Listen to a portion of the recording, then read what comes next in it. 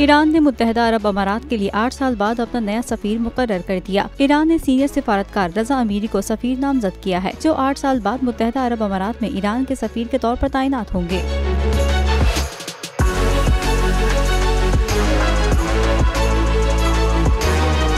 वाज़ेह रहे कि ईरान और सऊदी अरब ने 7 साल बाद अपने सिफारती ताल्लुकात बहाल करने का फैसला किया है, जिसके बाद सऊदी फरमानरवा शाह सलमान ने ईरानी सदर को सऊदी अरब के दौरे की दावत भी दी है। ख्याल रहे कि 2016 में मुत्तहदा अरब अमारात ने ईरान के साथ अपने ताल्लुकात खत्म कर लिए थे।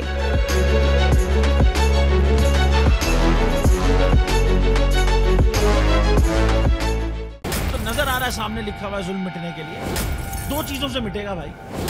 एक अदल की कुर्सी पे जो लोग बैठते हैं ना, वो अदल के हिसाब से फैसले करने लगे, दूसरा कौम निकल खड़ी उस जुल्म के खिलाफ, तो जुल्म खत्म हो जाएगा। या इन दोनों में से कोई एक चीज हो जाए या दोनों हो जाए। अगर 420 का मुकदमा था, उस वक्त अदलिया में जो लोग बैठे हुए केस देख रहे थे, वो पूछते ना यार चीट हुआ कौन है। जब उनको दिखता कोई चीट नहीं हुआ, केस खत्म कर देते। तो जालिम जुल्म कर ही नहीं पाता। 9 जजेस ने नोट बिफोर किया मेरे केस को यार, 1.5 साल चला।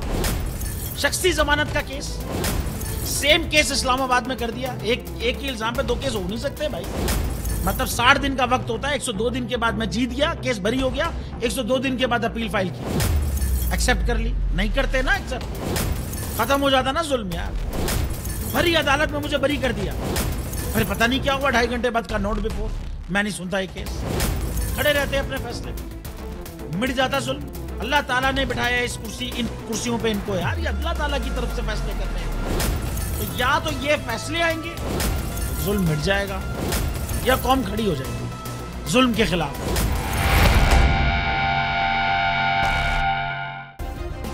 सब्सक्राइब करें और बेल दबाएं ताकि कोई खबर रह न जाए।